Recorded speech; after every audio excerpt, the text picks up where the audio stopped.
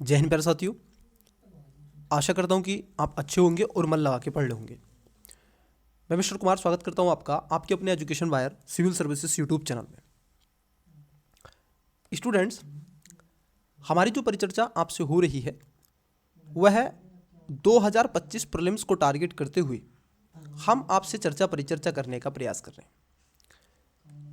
ये क्लास खास तौर पर विजन आईएएस जो टेस्ट नंबर आपका 6 है और हिस्ट्री को टारगेट करके है, उसके बारे में हम आपसे डिस्कस करने का प्रयास कर रहे हैं।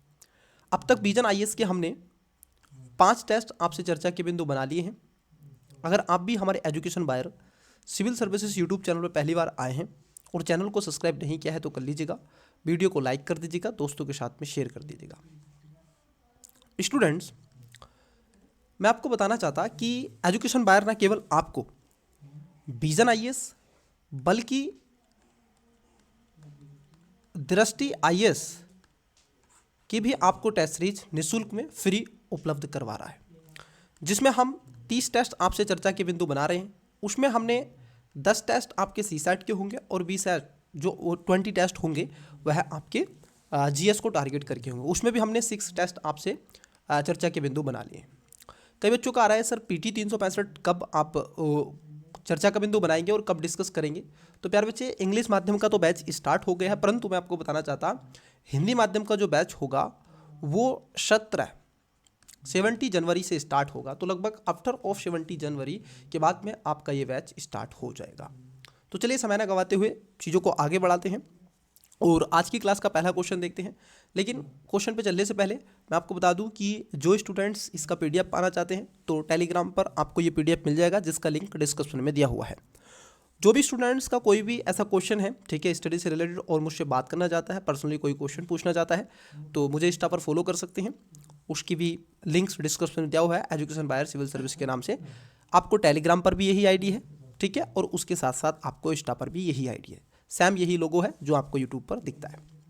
जो बिगिनर एस्पिरेंट्स हैं, अभी तक उन्होंने कोई भी यूपीएससी का अटेम्प्ट नहीं दिया है, मैं आपको बताना चाहता प्यारे बच्चे, जो जीएस पेपर नंबर आपका 1 होता है प्रीलिम्स में, उसमें 100 क्वेश्चन आते हैं, प्रत्येक 2 नंबर का होता है। तो 200 का आपका देखोगे मार्क्स होते हैं और 2 आवर इसके अंतर्गत आपको मिलते हैं। परंतु मैं आपको एक और बात यहाँ पर हिंट्स के तौर पे बता दूँ, ये जो आपको कॉलम दिख रहा है, यहाँ पर आपको अपना अनुक्रमांक भरना होता है और इसमें आपका एवरी जो इनकरेक्ट क्वेश्चन होता है उसके लिए 1/3 आपके क्या कर लेते हैं, क्वेश्चन आपके जो मार्क्स होते हैं वो काट लिए जाते हैं। तो इस बात को भी थोड़ा सा ध्यान में रखना है। तो चलिए, अब सारी बातें मैंने ओवरऑल आपसे चर्चा का बिंदु बना ली हैं। आइए पहले क्वेश्चन की तरफ बढ़ते हैं और पहला क्वेश्चन देखते हैं। आई होप कि आपको क्वेश्चन पूर्णतः विजिबल और ऑडिबल हो रहा है। क्वेश्चन क्या है, क्वेश्चन को पढ़िएगा और राइट आंसर देने का प्रयास कीजिएगा। वीडियो को पोस्ट करके करेक्ट आंसर दें। देखिए क्वेश्चन क्या है। क्वेश्चन है, भारतीय स्वतंत्रता संग्राम के संदर्भ में प्रभात फेरी जदुई लालटेन और बानर सेना संबंधित थी। अब देखो, यहाँ पर जब स्वतंत्रता संग्राम चल रहे थे तो उस समय कई ऐसी सेनाओं का गठन किया गया था। उसी में आपकी प्रभात फेरी, जदुई लालटेन और बानर सेना बनाई गई थी। ये खास तौर पर किस आप देखोगे स्वतंत्रता संग्राम से संबंधित थी। ऑप्शन नंबर ए स्वदेशी आंदोलन से, बी असहयोग आंदोलन से, सी सवर्णीय अवज्ञा आंदोलन से और D royal Indian navy RIN विद्रोह से। वीडियो को पोस्ट करें, करेक्ट आंसर देने का प्रयास करें। आई होप कि आपने इसका करेक्ट आंसर दिया होगा। देखिए प्यारे बच्चे, ये था आपका option number C is the correct answer. सवर्णीय अवज्ञा जो आंदोलन था महात्मा गांधी जी का, उसके द्वारा आप देखोगे कई ऐसे जनताओं ने अलग अलग संगठनों के माध्यम से, क्योंकि सवर्णीय अवज्ञा आंदोलन बहुत ज़्यादा लोकप्रिय आंदोलनों में से एक रहा था और इसी में प्रभात फेरी सामान्य हो गई थी और गांव कस्बों, पुरुष, महिलाओं और बच्चों के आप देखोगे संकीर्ण टोलियां बना करके घूमते हुए राष्ट्रगान गाते थे। उस समय कई ऐसे पत्रिकाएं, अखबार अवैध कर दिए गए थे। सरकार ने उस पर आप देखोगे छापामारी कई तरीके से करने स्टार्ट करती थी। तो कई ऐसी सेनाएं थी, बच्चों की बानर सेना संगठित की गई थी और एक स्थान पर लड़कियों की अलग से अपनी मंजरी सेना भी बनाने का निर्णय लिया गया था।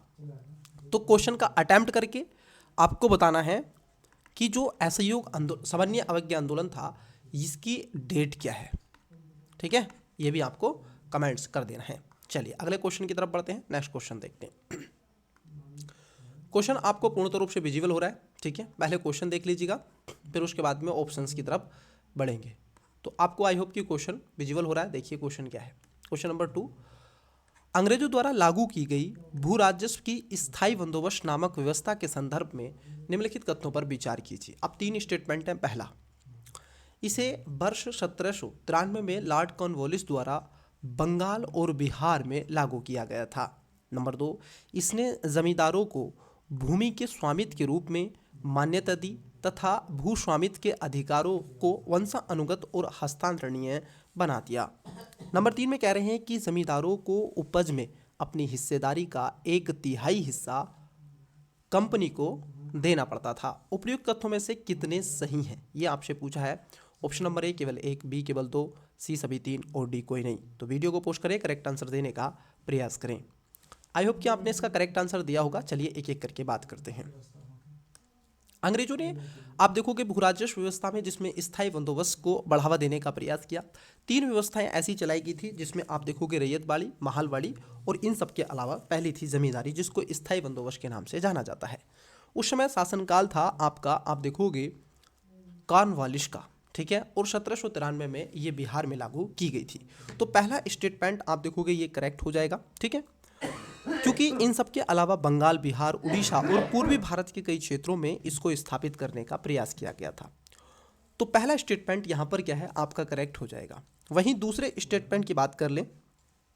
दूसरा स्टेटमेंट है कि इसमें जमींदारों को भूमि के स्वामी के रूप में मान्यता दी गई थी और भू स्वामित्व के अधिकारों को वंशानुगत और हस्तांतरण बना गया था। तो ये दूसरा स्टेटमेंट भी आप देखोगे ठीक हो जाएगा, क्योंकि निश्चित ही राजस्व और खास तौर पर भूमि के अधिकार को बढ़ावा देने का प्रयास किया गया था।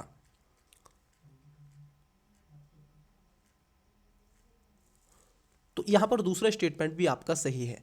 जबकि अगर हम देखिए थर्ड स्टेटमेंट के बारे में, तो थर्ड स्टेटमेंट किस चीज़ से आपको कहता है, ये कह रहे हैं कि जमींदारों को उपज की अपनी हिस्सेदारी का 1/3 हिस्सा, प्यारे बच्चे ये 1/3 नहीं था, जबकि आप देखोगे यहाँ पर 1/11 था। मतलब कि जो 10/11 इसको कहा जाता है, 10वां हिस्सा था। जो 10 हिस्से थे वो कंपनी को जाते थे और जो एक हिस्सा बचता था वही हिस्सा आप देखोगे वहाँ के किसान को जाता था। तो इसको सूर्यास्त की नीति भी कहते हैं। ठीक है, तो इसमें कई चीज़ें आपको देखने के लिए मिलती हैं। तो यहाँ पर कितने सही हो जाएंगे, तो पहला स्टेटमेंट क्या हो जाएगा, आपका सही है, दूसरा स्टेटमेंट सही है और तीसरा गलत है। करेक्ट आंसर हो जाएगा option number B. Got it. आइए नेक्स्ट क्वेश्चन की तरफ बढ़ते हैं। क्वेश्चन आपका क्वेश्चन नंबर 3, वीडियो को पोस्ट करें, करेक्ट आंसर दें। क्वेश्चन है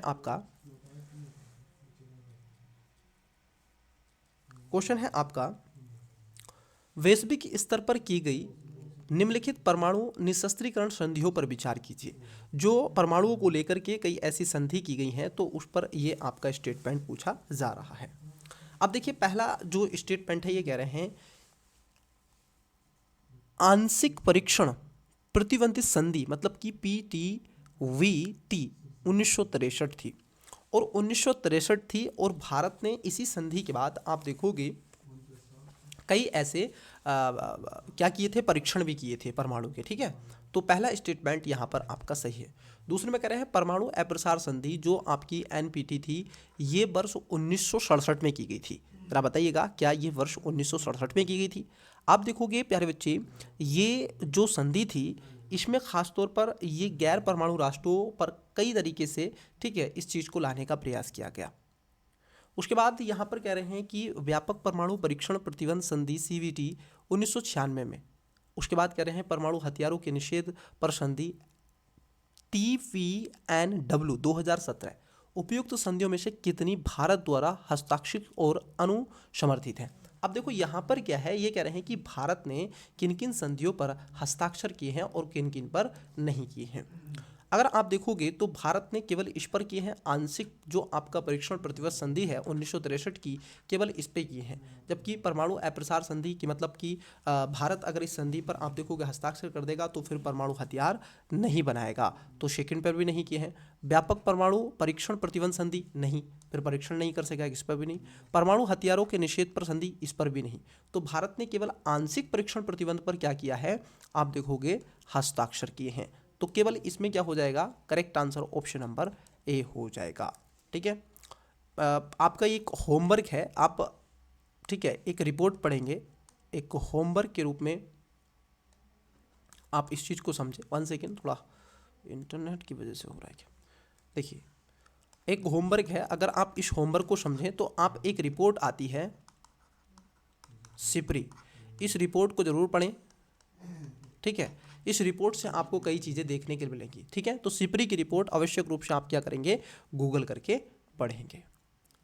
ओके, तो इस रिपोर्ट में कई ऐसे आप देखोगे प्रमाण सामने आ रहे हैं कि किस तरीके से चाइना और नॉर्थ कोरिया अपनी शक्ति को बहुत ज़्यादा आगे बढ़ावा देने का प्रयास कर रहा है। अमेरिका, भारत ने भी थोड़े से किए हैं, परंतु आप देखोगे ये कई ऐसे राष्ट्र हैं जो कि अपनी शक्ति को लगातार परमाणु परीक्षण में और आगे लाने का प्रयास कर रहे हैं। Got it. आइए क्वेश्चन नंबर देखते हैं 4। ये कह रहे हैं आपसे, अंतर्राष्ट्रीय संबंधों के संदर्भ में वापसी का सिद्धांत मतलब कि प्रिंसिपल ऑफ रिफ्लोशमेंट प्राय सुर्खियों में देखा जाता है। यह सिद्धांत संबंधित है, वापसी का जो सिद्धांत है उसके बारे में आपसे पूछ रहे हैं। ऑप्शन नंबर ए, परमाणु निशस्त्रीकरण से, बी, सीमा विवाद से, सी, समुद्री सुरक्षा से, और डी, शरणार्थी प्रवास से। तो वीडियो को पोस्ट करें, करेक्ट आंसर देने का प्रयास करें।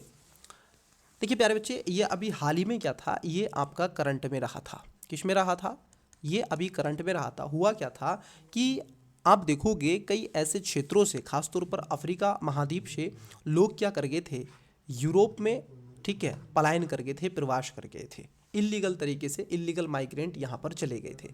अब हुआ क्या, यूके की जो गवर्नमेंट है और यूएई की, वहाँ की कई ऐसी सरकारों ने मिलकर के, खासतौर कर यूके की जो गवर्नमेंट है, किसकी गवर्नमेंट, यूके की जो गवर्नमेंट है बच्चे, उसने आप देखोगे वापसी के सिद्धांत को बढ़ावा देने का प्रयास किया, और उसमें जो शरणार्थी प्रवास कर गए थे उनको वापस लाने के प्रयास के रूप में रखा गया है। और इसको ला करके कहाँ पर, ठीक है, यूके की संसद ने रवांडा सुरक्षा, वहाँ पर आप देखोगे सेफ्टी ऑफ रवांडा एल्यूम्स एम इमाइग्रेंट बिल पारित किया, और उसके तहत ही क्या किया, अब इनको खासतौर पर रवांडा में, कहाँ पर, रवांडा के अंदर इनको क्या दिया जाएगा, भेज दिया जाएगा। तो कई चीज़ें यहाँ पर देखने के लिए मिलेंगी जिसको रिफॉल्टमेंट, ठीक है, के रूप में जाना जाता है, प्रवासियों की सुरक्षा की। अब उसमें एक और बात यहाँ पर कही गई कि इनका खास तौर पर जो देखरेख करने का प्रयास किया जाएगा वो कहीं ना कहीं आप देखोगे रवांडा की सरकार ना करके यूके की गवर्नमेंट इनडायरेक्टली इनको देखेगी। तो ये चीज़ इसके अंतर्गत रखी गई थी। नेक्स्ट क्वेश्चन नंबर 5 है।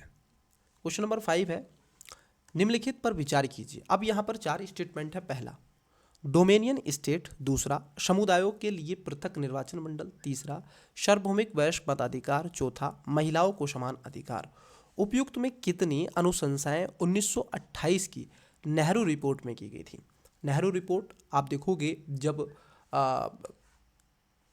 साइमन कमीशन भारत में आया था 1927 में, तो उसके पश्चात भारत में एक रिपोर्ट तैयार की गई थी जिसको नेहरू रिपोर्ट के नाम से जाना जाता है। तो उसी के बारे में आपसे पूछ रहा है।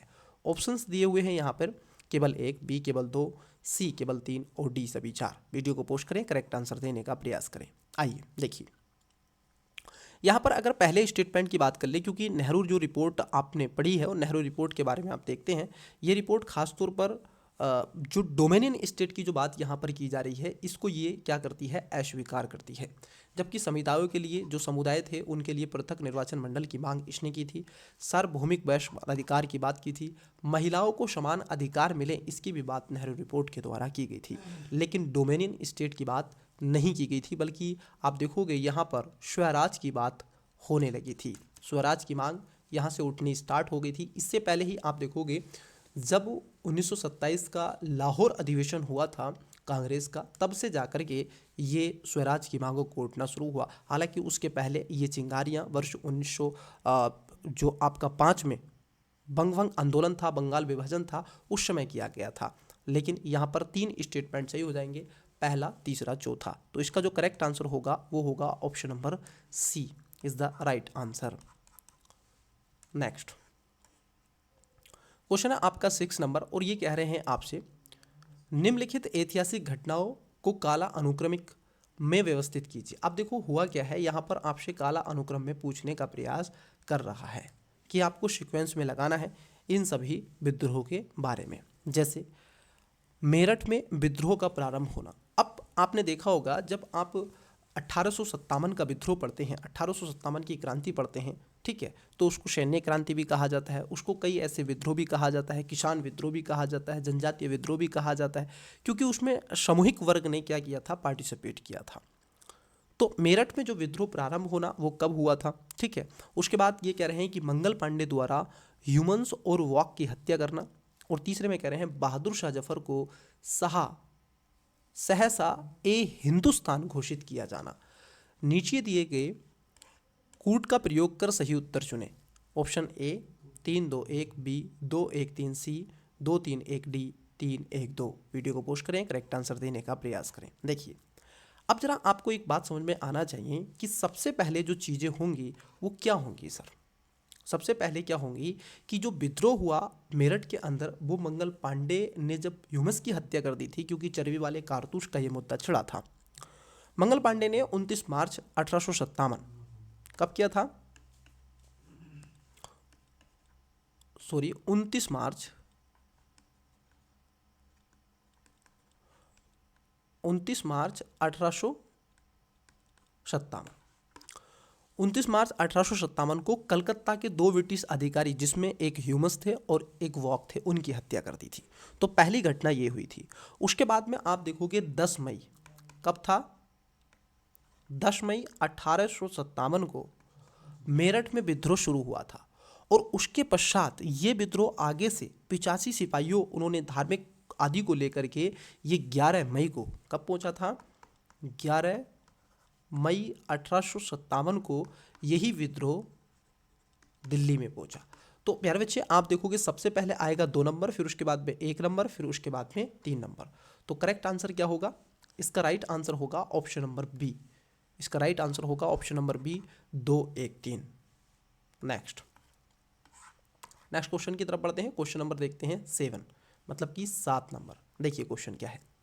क्वेश्चन है आपका 7 नंबर पे कह रहे हैं आपसे व्यापगत के सिद्धांत के संदर्भ में निम्नलिखित कथनों पर विचार कीजिए। वही व्यापगत का सिद्धांत जो लॉर्ड डलहौजी के द्वारा अपनी स्थिति को भारत में ब्रिटिश शासन को स्थापित करने के लिए किया गया था। कई ऐसे क्षेत्रों को इस नीति के माध्यम से, कई ऐसे प्रांतों को, कई ऐसे छोटे बड़े रजवाड़ों को विलय पत्र के माध्यम से मिला लिया गया था। इसी को व्यापगत के सिद्धांत के नाम से जाना जाता है। पहला स्टेटमेंट है व्यापगत के सिद्धांत को सर्वप्रथम लॉर्ड वेलेस्ली ने लागू किया था, ये आपसे पूछ रहे हैं। दूसरे में कह रहे हैं कि सिद्धांत के तहत विलय की जाने वाली पहली देसी रियासत झांसी थी। तीसरे स्टेटमेंट में कह रहे हैं कि इसमें उन राज्यों की विलय हेतु नियम निर्धारित किया गया था कि जिसके शासक का कोई प्राकृतिक उत्तराधिकारी नहीं था। पूछ रहा है कि उपयुक्त में से कितने सही हैं, केवल 1, बी केवल 2, सी सभी 3 और डी कोई नहीं। वीडियो को पोस्ट करें, करेक्ट आंसर देने का प्रयास करें। क्वेश्चन नंबर 7 का राइट आंसर दें। चलिए एक एक करके बात करते हैं। देखिए इसको बोलते हैं डॉक्ट्रिन ऑफ लैप्स। क्या बोलते हैं इसको, डॉक्ट्रिन ऑफ लैप्स के बारे में, इसको डॉक्ट्रिन ऑफ लैप्स के बारे में इसको जाना जाता है। मुद्दा क्या था कि इसको जो स्टार्ट किया गया था, ना केवल आप देखोगे वेलेस्ली ने, बल्कि सबसे पहले 1848 से 1856 में कब किया था, जो आपके डलहौजी थे,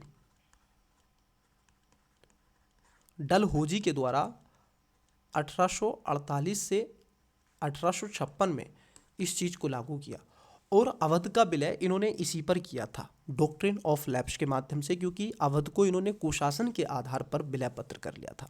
तो पहला वाला स्टेटमेंट क्या हो जाएगा, गलत हो जाएगा। दूसरा स्टेटमेंट कह रहे हैं कि सिद्धांत के तहत विलय की जाने वाली पहली जो देसी रियासत थी वो झांसी थी। नहीं महोदय, सबसे पहले आप देखोगे जो इसमें विलय की गई थी वो की गई थी आपकी सतारा। इसमें कई थी, जैसे आप देखोगे 1848 में सतारा, नोट डाउन कर लीजिएगा। उसके बाद में 1849 में जयपुर, इन सब के अलावा शभलपुर, सबलपुर, कई बार संभलपुर भी लिखा हुआ मिलेगा। इन सब के अलावा 1854 में नागपुर और 1855 में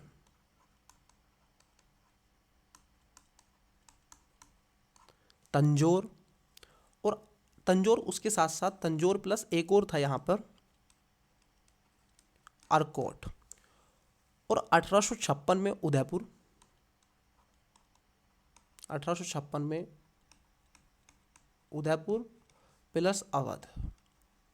ये सब क्या थे, इसने अपने सिद्धांत के तहत विलय किए थे। तो सबसे पहले सतारा किया था, ना कि झांसी। तो ये दूसरा भी गलत है। वहीं अगर तीसरे स्टेटमेंट को देखो, ये कह रहे हैं कि इसमें उन राज्यों के लिए विलय हेतु नियम निर्धारित किए गया था जिसके शासक का कोई प्राकृतिक उत्तराधिकारी ना हो। मतलब कि मान लीजिए कि ए है और ए का पुत्र बी अगर नहीं है और वो चाहता है कि मेरा शासन रहे, और वो कहे कि मैं अपने पुत्र या फिर अन्य को इस पे गद्दी पे बैठा दूं, तो ऐसा नहीं होगा। मतलब कि उसका वंशज अगर नहीं है तो प्राकृतिक उत्तराधिकार का मतलब यहाँ पर वंशज से देखा जाता है, और यदि नहीं है उसका उत्तराधिकारी तो वह जो रियासत है, वह रियासत पर जो अधिकार होगा वो ब्रिटिश के नियंत्रण में आ जाएगी। सॉरी, जो तीसरा स्टेटमेंट है ये सही हो जाएगा। तो कितने सही हैं, इसमें केवल एक सही है, ऑप्शन नंबर ए इसका राइट आंसर हो जाएगा। Got it. आइए नेक्स्ट क्वेश्चन लेते हैं। क्वेश्चन क्या है आपका, वीडियो को पोस्ट करें, करेक्ट आंसर देने का प्रयास करें। क्वेश्चन आई होप कि आपको विजुअल पूर्ण रूप से हो ही रहा है। देखिए क्वेश्चन क्या है। क्वेश्चन नंबर 8 है आपका, मंजरी सम्मेलन निम्नलिखित में से किससे संबंधित था। मंजरी सम्मेलन के बारे में आपसे पूछ रहा है। देखिए ऑप्शन नंबर ए, मालाबार में किसान आंदोलन से, बी देसी रियासतों के आंदोलन से, सी होम रूल लीग से, और डी महाराष्ट्र में जाति विरोधी आंदोलन से। वीडियो को पोस्ट करें, करेक्ट आंसर देने का प्रयास करें। आइए एक एक करके बात करते हैं। देखिए बच्चे, जो आपका मंजरी आंदोलन था ये अगस्त 1921 में शुरू किया गया था।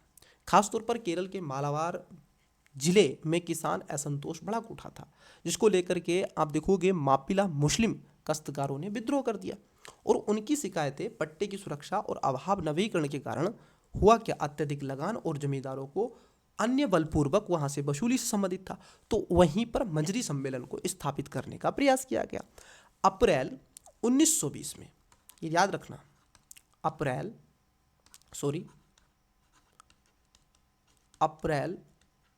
1920 मंजरी में आयोजित हुए मालाबार जिला कांग्रेस सम्मेलन में वहां पर किसानों का प्रतिरोध किया गया। उसी समय मंजरी सम्मेलन के बाद कोझीकोंडा, अभी कोझीकोंडा चर्चाओं में भी आया है। किसके लिए आया है कोझीकोंडा, साहित्य के लिए, ध्यान रखेंगे किसके लिए आया है, ठीक है, साहित्य के लिए। और इसको क्या है, यूनाइटेड नेशन की जो आप देखोगे वर्ल्ड हेरिटेज साइट है उसके अंदर इसको शामिल किया गया। तो उसी समय जो कोझीकोंडा था उसके काश्तकारों के और एक संगठन का गठन भी किया गया, और शीघ्र ही जिले के अन्य भागों में भी काश्तकारों के संगठन को गठित करने का प्रयास आगे कंटिन्यू किया गया। तो ये जो संबंधित किससे था, ये जो मंजरी सम्मेलन था ये आपका किसान आंदोलन से था। किसका, मालाबार का। तो इसका जो करेक्ट आंसर हो जाएगा वो राइट आंसर हो जाएगा option number A. Got it. आइए नेक्स्ट क्वेश्चन की तरफ बढ़ते हैं। देखिए यहाँ पर एक विचार वाक्य आपके समक्ष लिखा गया है, और ये आपसे पूछेंगे कि ये जो वाक्य लिखा गया है प्यारे बच्चे, ये किसके बारे में आपसे रेखांकित कर रहा है। जैसे निम्नलिखित परिच्छेद पर विचार कीजिए, वे दादाभाई नेहरू से मिली और उनके आदर्शों से प्रेरित होकर स्वतंत्रता आंदोलन में शामिल हो गई। स्टटगार्ट में आयोजित इंटरनेशनल सोशलिस्ट कांग्रेस में उन्होंने सर्वप्रथम भारत की स्वतंत्रता का झंडा फहराया, जिसके मध्य में वंदे मातरम लिखा हुआ था। उपर्युक्त परिच्छेद में निम्नलिखित में से किसका वर्णन किया जा रहा है। Option number A, Kamala Nehru, B madam Bhikaji कामा, सी सरोजिनी नायडू, और डी कमला देवी चट्टोपाध्याय। बताइएगा ये जो चर्चा परिचर्चा की जा रही है ये किस व्यक्ति के बारे में आपसे पूछ रहे हैं। आप में से अधिकतर लोग इस बात को जानते होंगे, क्योंकि जो मैडम भिकाजी कामा थी उनका जन्म अत्यंत ही जो समृद्धशाली पारसी एक व्यावसायिक परिवार में हुआ था। तो ये खासतौर पर इसका जो करेक्ट आंसर होगा वो right answer option number B होगा, क्योंकि लंदन की उन्होंने आप देखोगे भिकाजी कामा एक तरीके से मुलाकात दादा भाई नेहरू जी से हुई थी, और उन्होंने आदर्शों से प्रेरित होकर के स्वतंत्रता आंदोलन में शामिल हो गई। उन्होंने श्यामाजी वर्मा, लाल हरदयाल जैसे अन्य भारतीय राष्ट्रवादियों से भी मुलाकात की और शीघ्र ही आंदोलन को सक्रिय सदस्य के रूप में भूमिका निभाई। उन्होंने वर्ष 1905 में हुए एस.आर. राणा और एम.वी. गोरदेश की सहायता में पेरिस इंडियन सोसाइटी की स्थापना भी की। उन्होंने सर्वप्रथम भारत की स्वतंत्रता का झंडा जिसको स्टटगार्ट में आयोजित इंटरनेशनल सोशलिस्ट कॉन्फ्रेंस में फहराया था, जिस पर मध्य में वंदे मातरम लिखा हुआ था। ठीक है, तो इसको ध्यान में आपको रखना है। तो राइट आंसर हो जाएगा option number B. Next question की तरफ बढ़ते हैं। आइए नेक्स्ट क्वेश्चन देखते हैं। क्वेश्चन है आपका 10 नंबर। आई होप कि आपको क्वेश्चन दिख रहा है, ऑप्शंस इसके नीचे हैं। पहले क्वेश्चन देख लेते हैं, फिर ऑप्शंस की तरफ बढ़ेंगे। क्वेश्चन है आपका कम्युनिस्ट पार्टी ऑफ इंडिया मतलब कि सीपीआई के संदर्भ में निम्नलिखित कथनों पर विचार कीजिए। पहला, 1925 में कानपुर में कई वामपंथी संगठनों और समूहों ने मिलकर communist party of India CPI का गठन किया। Number 2, M.N.. रॉय कानपुर में सीपीआई के महासचिव थे। उपर्युक्त में से कौन सा यह सही है या फिर है? ऑप्शन नंबर ए केवल 1, बी केवल 2, सी 1 और 2 दोनों, डी ना तो 1 ना ही 2। वीडियो को पोस्ट करें, करेक्ट आंसर देने का प्रयास करें। आई होप कि आपने इसका राइट आंसर दिया होगा। चलिए एक एक करके बात करते हैं। देखिए, विषय उठता है सीपीआई का। आपको बता दें कि कम्युनिस्ट पार्टी ऑफ इंडिया के नाम से इसमें खासतौर पर 1920 के बाद, ठीक है, वामपंथी कम्युनिस्ट और संगठन अस्तित्व में आने लगे थे। अधिकांश समूहों ने दिसंबर 1925 में कानपुर में एक साथ मिलकर के आप देखोगे इसकी स्थापना करी थी। तो पहला स्टेटमेंट आपका सही है। वहीं मैं आपको बताना चाहता कि जो अखिल भारतीय संगठन की स्थापना की और कुछ समय के बाद सचिन्द्र दास विष्णु घाटे की पार्टी का महासचिव बनाया गया। और यहाँ पर कह रहे हैं कि एम.एन. रॉय, नहीं, किसको बनाया गया था? कुछ समय के बाद में सचिनानंद विष्णु घाटे को। ठीक है, तो सचिनानंद विष्णु घाटे को इस पार्टी का सचिव बनाया गया। तो आप देखोगे यहाँ पर दूसरा स्टेटमेंट गलत है, पहला स्टेटमेंट सही है। तो राइट आंसर जो हो जाएगा वो करेक्ट आंसर ऑप्शन नंबर ए इसका करेक्ट आंसर हो जाएगा। Got it. आइए अगला क्वेश्चन देखते हैं। क्वेश्चन है 11 नंबर। पढ़िएगा क्वेश्चन को, वीडियो को पोस्ट करके।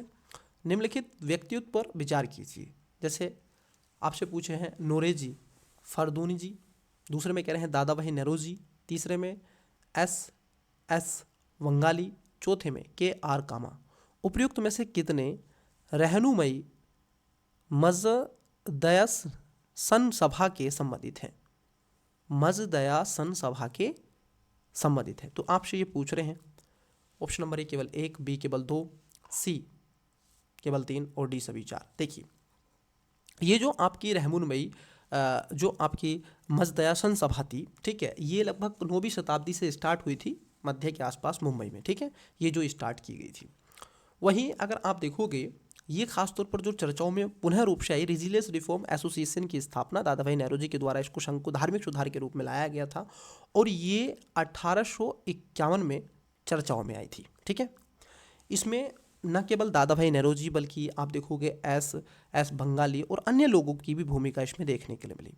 उसमें ये सभी चारों व्यक्ति शामिल थे। ठीक है, चाहे आपके नेहरू जी फरदूनी जी हों, दादा भाई नेहरू जी हों, एस बंगाली हो, के.आर. कामा हो, इन सब के अलावा भी कई ऐसे व्यक्ति इसमें शामिल थे।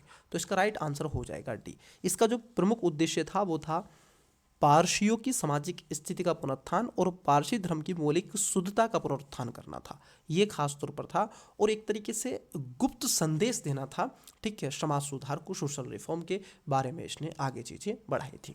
नेक्स्ट, पहले पढ़ लेते हैं क्वेश्चन, फिर उसके बाद में आते हैं ऑप्शंस पे। ठीक है, तो पहले क्वेश्चन देखते हैं, स्टेटमेंट बाद में क्वेश्चन। ओके, चलिए, क्योंकि अगर मैं ज़्यादा छोटा करूँगा तो फिर दूसरा क्वेश्चन आपको दिखेगा तो उससे प्रॉब्लम होगी। अब आपको क्वेश्चन पूर्ण रूप से विजिबल भी हो रहा है। देखिए, ये कह रहे हैं आधुनिक भारतीय इतिहास के संदर्भ में निम्नलिखित कथनों पर विचार कीजिए। 4 स्टेटमेंट है। पहला, नई भू राजस्व व्यवस्था का प्रारंभ। दूसरा, जनजातीय क्षेत्रों में ईसाई मिशनरियों का आगमन। तीसरा, बिचौलियों का उदय। चौथा, जनजाति बंद संबंध में परिवर्तन। भारत में ब्रिटिश शासन काल के दौरान जनजातीय आंदोलन के बढ़ने के लिए उपयुक्त में से कितने कारण थे?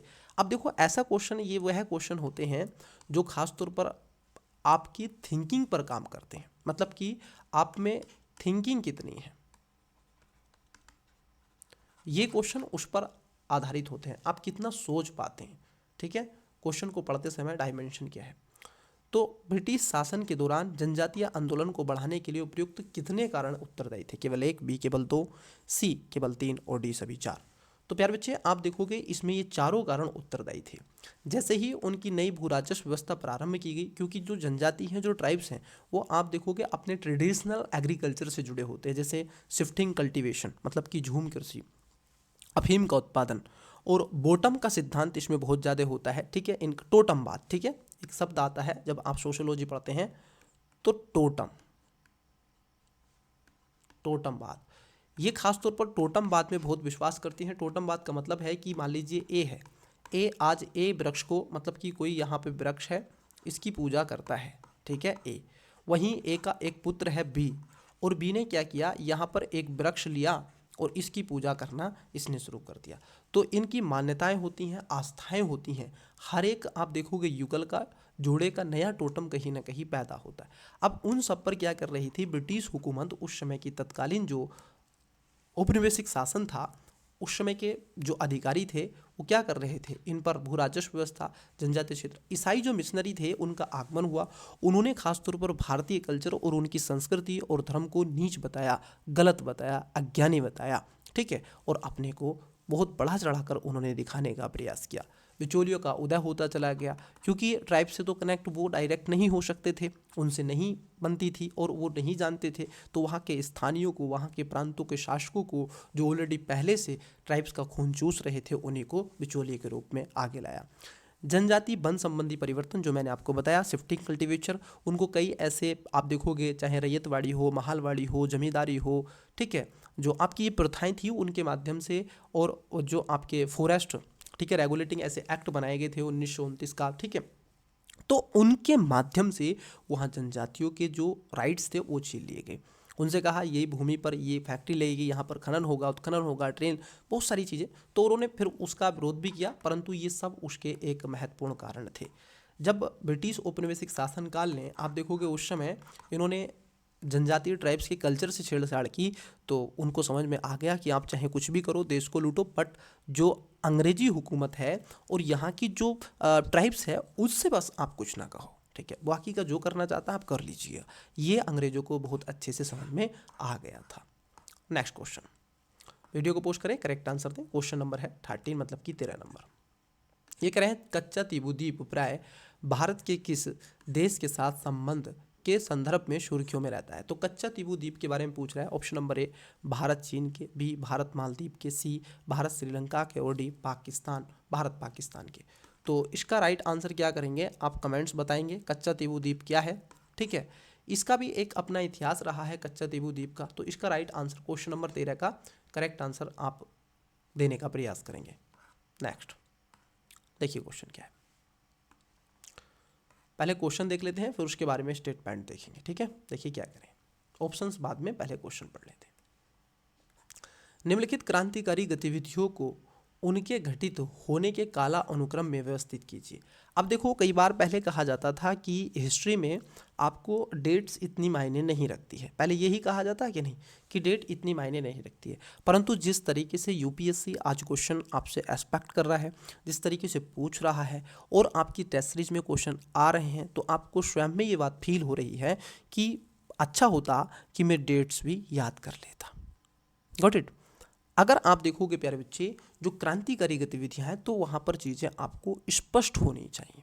जैसे पहला स्टेटमेंट है, प्रफुल्ल चाकी और खुदीराम बोस द्वारा जज किंग्सफोर्ड की हत्या का प्रयास करना। आप बताइएगा ये कब किया गया था? खुदीराम बोस के द्वारा और प्रफुल्ल चाकी के द्वारा वर्ष 1908 में, और वर्ष 1900 मुजफ्फरनगर किंग्सफोर्ड पर क्या था, प्रयास किया गया था। तो ये कब किया गया था? 1908 में किया गया था। दूसरे में कह रहे हैं कि रास बिहारी बोस और सचिन सन्याल द्वारा वायसराय पर बम फेंकना। ये इन सब ने बम कब फेंका था? ये खास तौर पर रास बिहारी बोस के द्वारा, आप सभी वाकिफ हैं कि 1912 में जब युगांतर के सदस्यों पर रास बिहारी बोस और सचिन सन्याल पर हार्डिंग की हत्या के लिए दिल्ली के चांदनी चौक पर बम फेंका था, और उन पे दिल्ली लाहौर षड्यंत्र केस हार्डिंग पर बम फेंकने के नाम से जाना जाता है। तो ये जो फेंका गया था ये वर्ष 1912 में फेंका गया था। चापेकर बंधुओं द्वारा पूना में प्लेग कमिश्नर की हत्या। अब देखो चापेकर जो बंधु थे इन्होंने क्या किया था बच्चे, इन्होंने वहां पर प्लेग को ध्यान में रख करके उसकी हत्या ही कर दी थी। ठीक है, जरा समझना, उसकी क्या कर दी थी, हत्या ही कर दी थी। और ये जो हत्या की थी ये वर्ष 1897 में की थी। कब की थी, 1897 में। ये कह रहे हैं अनंत लक्ष्मण कोन्हेरे द्वारा नासिक के कलेक्टर AMT जैक्सन की हत्या। अब ये जो इस जैक्सन की हत्या की गई थी, इसकी हत्या की गई थी 1909 से 1904 के बीच में। मतलब कि आप देखोगे 21 दिसंबर 1909, आप डेट लिख सकते हैं 21 दिसंबर 1909। तो अब आप इसके हिसाब से ही क्या करेंगे, लगा लेंगे। तो सबसे पहले आएगा आपका 3 नंबर। ठीक है, नंबर 1 पर 3 नंबर आएगा, यह आएगा नंबर 1 पर 3 नंबर। उसके बाद 1908 फिर आएगा आपका दूसरे नंबर पर 1 नंबर, फिर 1900 फिर आएगा 4, ये आएगा तीसरे नंबर पे, फिर ये आ जाएगा आपका चौथे नंबर पे। तो आप कहोगे तीसरा पहला, देखिएगा किस किस में है, तीसरा पहला चौथा दूसरा। तो राइट आंसर होगा ऑप्शन नंबर बी, तीसरा पहला चौथा दूसरा। Got it. आइए अगला क्वेश्चन देखते हैं। क्वेश्चन है आपका, क्वेश्चन आई होप कि आपको क्वेश्चन विजिबल हो रहा है पूर्ण रूप से। पहले क्वेश्चन पढ़ लेंगे, फिर स्टेटमेंट ऑप्शंस हम बाद में देख लेंगे। देखिए, व्यक्तिगत सत्याग्रह के संदर्भ में निम्नलिखित कथनों पर विचार कीजिए। वही व्यक्तिगत सत्याग्रह तब महात्मा गांधी जी के द्वारा इसको इम्प्लीमेंटेशन का प्रयास किया गया था। पहले तो क्विट इंडिया मूवमेंट्स किया गया था, लेकिन उससे व्यक्तिगत सत्याग्रह वर्ष 1940 के अगस्त प्रस्ताव प्रतिक्रिया के रूप में की गई थी। ये बात आपसे कह रहे हैं, क्योंकि व्यक्तिगत सत्याग्रह जो था ये अगस्त प्रस्ताव जो शुरू हुआ था वो 1940 में हुआ था, और उसी में डोमिनियन स्टेट की बात भी हो रही थी। तो महात्मा गांधी जी ने व्यक्तिगत सत्याग्रह के रूप में इस चीज़ को देखा गया था। कई बार एक क्वेश्चन यहाँ से आता है कि और उसी समय कई ऐसे बड़े नेताओं को बंदी बना लिया गया था। तो पहली स्टेटमेंट आप देखोगे सही है। ठीक है, दूसरा स्टेटमेंट है कि आचार्य विनोबा भावे प्रथम सत्याग्रही थे। तो ये बात एकदम सही है कि आचार्य विनोबा भावे पहले थे, परंतु कई बार आपसे पूछा जाता है कि दूसरे सत्याग्रही कौन थे। तो सत्याग्रही कौन थे, कई बार ये भी क्वेश्चन आपका उठता है। तो इसका राइट आंसर दे, दूसरे सत्याग्रही कौन थे ये भी बताएं। तो आप देखो कि पहला और दूसरा स्टेटमेंट दोनों सही है, मतलब कि जो राइट आंसर होगा ऑप्शन नंबर सी इसका करेक्ट आंसर हो जाएगा। Got it. आइए अगला क्वेश्चन देखते हैं। मैं आपसे ये अपेक्षाएं करके चलता हूँ कि जो भी स्टूडेंट्स मॉडर्न हिस्ट्री का टेस्ट दे रहे हैं तो उन्होंने हिस्ट्री को 1 से 2 बार तो आवश्यक रूप से पढ़ा ही होगा। ठीक है, अपने स्तर पर या किसी कोचिंग के स्तर से, ठीक है, या किसी टीचर के माध्यम से। चलिए क्वेश्चन नंबर है 16, देखिए क्या कह रहे हैं। ये पूछ रहे हैं कि ब्रिटिश भारतीय काल के दौरान किस अधिनियम ने शिक्षा पर सरकारी व्यय किए जाने की शुरुआत की थी। ऑप्शन नंबर ए भारत परिषद अधिनियम 1861, बी चार्टर अधिनियम 1813, सी चार्टर अधिनियम 1853 और डी चार्टर अधिनियम 1793। वीडियो को पोस्ट करें, करेक्ट आंसर देने का प्रयास करें। आई होप कि आपने इसका राइट आंसर दिया होगा। देखिए इसका राइट आंसर होगा ऑप्शन नंबर बी, चार्टर अधिनियम 1813 के माध्यम से भारत में आप देखोगे जो कंपनी का व्यापारिक एकाधिकार था वह समाप्त कर दिया गया। इस सब के अलावा चाय का और चीन के साथ में कंपनी आज भी व्यापार कर सकती थी। इसके साथ साथ भारत को अब यूरोप अन्य वासियों के लिए भी खोल दिया गया, और वहीं कई ऐसे धर्मशास्त्री और इन सब के अलावा फिलोसफर भारत में अपनी स्टडीज करने के लिए आ रहे थे, क्योंकि यूरोप में हुआ था आधुनिकीकरण, मशीनाइजेशन। वहीं भारतीय शिक्षा संस्कृति को समझने के लिए उस समय के तत्कालीन गवर्नर जनरल के माध्यम से 1 लाख रुपए, कितने, 1 लाख रुपए प्रति वर्ष, ये ध्यान में रखना है, प्रति वर्ष भारतीय एजुकेशन सिस्टम के माध्यम को दिए जाएंगे। परंतु उसका जो माध्यम होगा, यह जो शिक्षा होगी न केवल भारतीयों के लिए, बल्कि ये जो शिक्षा होगी ब्रिटिश में जो रह रहे सैनिक हैं उनके लिए। तो 20 वर्षों के लिए इसको कानून को रखा गया, और ख़ास तौर पर 1 लाख रुपए का इसमें प्रावधान रखा गया था।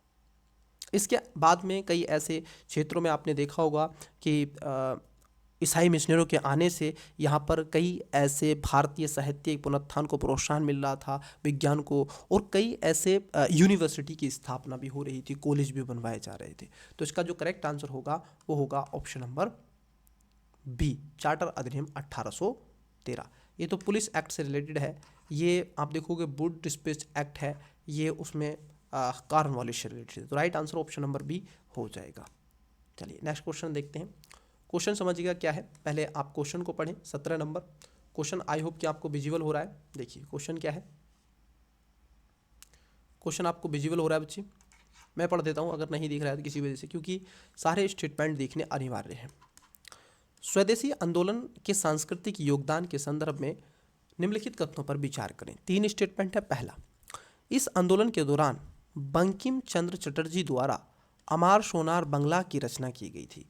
अब ये कई बार आपसे पूछ लेता है, अमार सोनार बंगला की स्थापना किसने की थी? ये पूछते हैं कि नहीं, जरा बताइएगा भाई, ये आपसे पूछा जाता है कि नहीं? तो आप कहोगे ये अमार सोनार बंगला की स्थापना बंकिम चंद्र चटर्जी के द्वारा नहीं की गई थी, बल्कि यह रविंद्रनाथ टैगोर के द्वारा की गई थी। किसके द्वारा थी? रविंद्रनाथ टैगोर।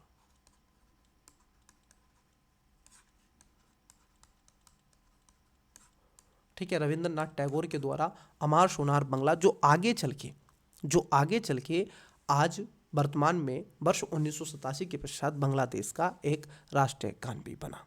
अमार सोनार बंगला वहाँ का एक राष्ट्रीय, आप देखोगे, गीत बना है। तो ये पहला वाला स्टेटमेंट गलत हो जाएगा।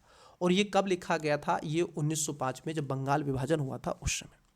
दूसरा स्टेटमेंट है, अवनिंद्रनाथ टैगोर ने आंदोलन का समर्थन करने के लिए भारत माता का चित्र बनाया था। ये बात एकदम सही है, दूसरा स्टेटमेंट सही है। तीसरे स्टेटमेंट में कह रहे हैं कि मद्रास क्षेत्र में इसका प्रसार चिदम्बरम पिल्लई के नेतृत्व में किया गया था। देखो, जो मद्रास वाला रीजन था वहाँ पर चिदम्बरम पिल्लई ने इसका नेतृत्व किया था। और मैं आपको बताना चाहता कि वर्ष 1905 में गोखले की अध्यक्षता में भारतीय राष्ट्रीय कांग्रेस की बैठक हुई थी, और इसी में बंगाल विभाजन और स्वदेशी आंदोलन का समर्थन करने का प्रस्ताव भी पारित कर दिया गया था। उस समय जो भारत का गवर्नर था, उस समय कर्जन की प्रतिक्रिया नीति थी। उसने कहा कि हम बंगाल को प्रशासन के आधार पर क्या कर रहे हैं? बांट रहे हैं। तो यहाँ पर पहला गलत हो जाएगा, दूसरा और तीसरा सही हो जाएगा।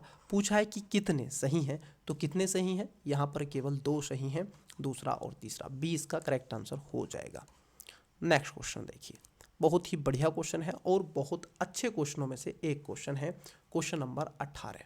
वीडियो को पॉज करें, करेक्ट आंसर देने का प्रयास करें। आइए देखते हैं क्वेश्चन नंबर 18 के बारे में।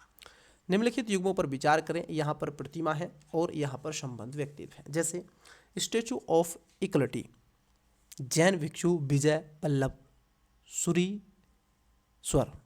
Statue of prosperity, Nad Prabhu Kempegowda. Statue of one nation, Adi Shankaracharya. Statue of peace, Lachit Borphukan. उपयुक्त युग्मों में से कितने सुमेलित हैं?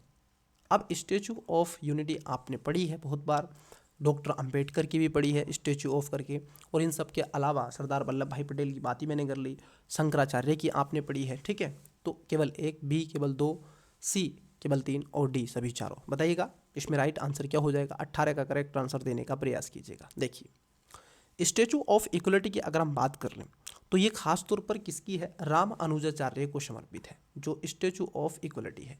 और यहाँ पर कह रहे हैं जैन भिक्षु विजय वल्लभ सुरी, नहीं, ये किसको समर्पित है? ये रामा अनुजाचार्य की है। ठीक है,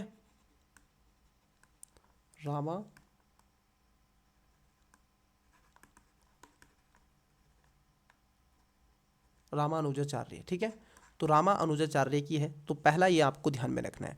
और रामा अनुजाचार्य की ये प्रतिमा हैदराबाद के निकट स्थित है, ये भी थोड़ा ध्यान में रखना है, स्टैचू ऑफ इक्वलिटी। और इन्होंने जो खास तौर पर एक दर्शन प्रतिपादित किया था वो था विशिष्ट द्वैतवाद, ये भी ध्यान में रखना है, विशिष्ट, ठीक है, द्वैतवाद। अब देखो इसको कैसे याद करना है। ये इनका वेदांत था, विशिष्ट द्वैतवाद। राम कैसे हैं? विशिष्ट हैं, बस हो गया। राम कैसे हैं? रामानुजाचार्य, मतलब कि राम अनुजाचार्य, राम है कौन? विशिष्ट, तो विशिष्ट द्वैतवाद में। तो स्टैचू ऑफ इक्वलिटी किसकी है? रामानुजाचार्य की है, तो पहला स्टेटमेंट गलत है। Got it? आइए वहीं हम देखें, अगर दूसरे स्टेटमेंट को यहाँ पर कह रहे हैं स्टेचू ऑफ प्रोस्पेरिटी, ये नाद प्रभु कैंपेगौड़ा की है, ये बात एकदम सही है। ठीक है, दूसरा स्टेटमेंट एकदम सही है।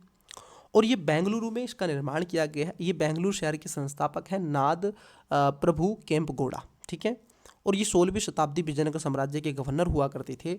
ठीक है, 1513 के आसपास, और 1513 से 1569 तक ये एक तरीके से हेलियंगा नाडु क्षेत्र बरपान बेंगलुरु का नेतृत्व इन्होंने किया था। तो उन्हीं सबको ध्यान में रखते हुए कन्नड़ शिलालेखों का निर्माण करवाया गया। कई चीज़ें हैं तो इसको लेकर के इस पर बनवाया गया। कई झीलें और नहरों का निर्माण भी इन्होंने करवाया था। तो यहाँ पर दूसरा स्टेटमेंट क्या हो जाएगा? सही हो जाएगा। वहीं तीसरे की बात कर लें, स्टैचू ऑफ वन नेशन। देखिए, ये आदि शंकराचार्य हैं। आदि शंकराचार्य को समर्पित ये बनाया गया है, और इसका जो आवरण किया है ये खास तौर पर 108 फुट की है। कितनी है? 108 फुट की ये ऊंची प्रतिमा है, और मध्य प्रदेश के ओंकेश्वर में है। कहाँ पर है? एमपी के कहाँ पर? ओंकेश्वर। ठीक है, ओंकेश्वर, तो ये भी आपको ध्यान में रखना है। एमपी के ओंकेश्वर है, स्टैचू ऑफ वन नेशन है, आदि शंकराचार्य की। इट्स क्लियर है नो? तो इनको भी आपको थोड़ा सा ध्यान में रखना है। ये खास तौर पर अद्वैत बात पर बल देते हैं। ठीक है, इसको भी रखना है ध्यान में, आदि शंकराचार्य। उन सब के अलावा अगर हम देखते हैं स्टैचू ऑफ पीस की बात कर लें, तो ये स्टैचू ऑफ जो पीस है, ये जो जैन भिक्षु विजय वल्लभ सूरी है महाराज जी, ठीक है, उनकी यादगार को समर्पित करते हैं। ठीक है, और राजस्थान में, ठीक है, पाली जिले में स्थित है। तो ये जो चौथा है ये आपका गलत है। स्टैचू ऑफ जो आपकी वेलर है, ये बेड फुक्कन को समर्पित है, तो ये भी ध्यान में रखना है। ये असम में जोहार के स्टैचू ऑफ वेलुर अभी हाल ही में इसका निर्माण भी किया गया। तो दूसरा तीसरा आपका करेक्ट हो जाएगा। वहीं आप देखोगे चौथा और पहला गलत है। कितने सुमेलित हैं? तो आप कहोगे कितने सुमेलित हैं? इसमें केवल 2, 20 का राइट आंसर हो जाएगा। Got it? आइए नेक्स्ट क्वेश्चन की तरफ बढ़ते हैं। देखिए क्वेश्चन क्या है। आई होप कि आपको क्वेश्चन पूर्ण रूप से विजिबल हो रहा है। क्वेश्चन का राइट आंसर दें 19 नंबर। निम्नलिखित में से कौन 1919 में आयोजित कांग्रेस के लाहौर अधिवेशन के अध्यक्ष थे? ये तो बहुत बच्चों वाला क्वेश्चन है। ठीक है, इजी सा क्वेश्चन है। लाहौर जो अधिवेशन हुआ था, option number A Jawaharlal Nehru, B Sarojini Naidu, C Sardar Vallabhbhai Patel, और डी अमृत रणछोड़ दास सेठ। वीडियो को पोस्ट करें, करेक्ट आंसर बताएं। बहुत ईजी है। देखिए, ये जो लाहौर में अधिवेशन हुआ था, ये हुआ था 1929 में। ठीक है, 1929 में ये अधिवेशन हुआ था। ठीक है, अब यहाँ पर इसकी जो अध्यक्षता की थी वो आपको बताना है कमेंट्स में। ठीक है, नई क्रांतिकारी इसने एक भावना को उत्पन्न करने का प्रयास किया, क्योंकि उस समय साइमन कमीशन भी भारत आ गया था।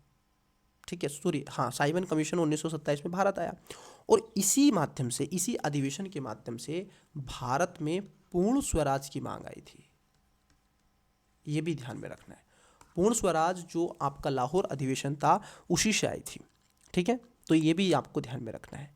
इस समय 31 दिसंबर 1929 के दिन स्वतंत्रता के नए तिरंगे झंडे को अपनाया गया था, और 26 जनवरी 1930 को प्रथम स्वतंत्रता दिवस घोषित किया गया। तो ये भी ध्यान में रखना है।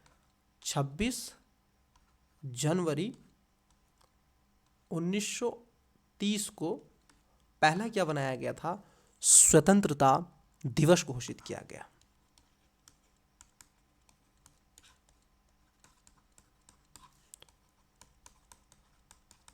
ठीक है, स्वतंत्रता दिवस घोषित किया गया। और देखिएगा, बड़े शुभ की बात तो ये है, मैं जनवरी में ही आपसे क्लास ले रहा हूँ। आज जो मैं इस क्लास को ले रहा हूँ ये है आपकी 14 जनवरी। ठीक है, तो ज़रा ये भी आपको देखने के लिए मिल रहा है। ओके, चलिए, तो इसका राइट आंसर आप क्या करेंगे? कमेंट्स में देंगे। तभी से हम प्रत्येक वर्ष को इसी तिथि को हम तब से मानते हैं। कांग्रेस के इस अधिवेशन में सवर्ण अवज्ञा आंदोलन को प्रारंभ करने की भी घोषणा की गई थी। हालांकि कई ऐसे संघर्षों के लिए कार्रवाई हेतु कार्यक्रम निर्धारित नहीं किया गया था। यह दायित्व महात्मा गांधी को सौंपा गया था, और कांग्रेस संगठन को उसके मार्गदर्शन के अधीन भी कर दिया गया था। परंतु इसका राइट आंसर आपको कमेंट्स में देना है। इसकी अध्यक्षता किसने की थी? सारी चीज़ें मैंने बता दी है। चलिए अगला क्वेश्चन देखते हैं। क्वेश्चन है आपका 20 नंबर, और आपसे क्या पूछा है, आइए क्वेश्चन को पढ़ते हैं। देखिए, आई होप कि आपको क्वेश्चन पूर्ण रूप से विजिबल हो रहा है और मेरी आवाज़ भी आपको ऑडिबल हो रही है। देखिए, भारतीय स्वतंत्रता संग्राम के संदर्भ में जिम्मरमैन योजना, जिम्मरमैन प्लान संबंधित है। अब ये बड़ा अच्छा शब्द है, जिम्मरमैन प्लान। ठीक है, अब जिसको पता है वो इसका राइट आंसर देगा, नहीं पता है तो नहीं देगा। देखिए, ऑप्शन नंबर ए, ब्रिटिश सरकार के विरुद्ध विद्रोह को बढ़ावा देने हेतु प्रवासी भारतीयों का समर्थन प्राप्त करने से।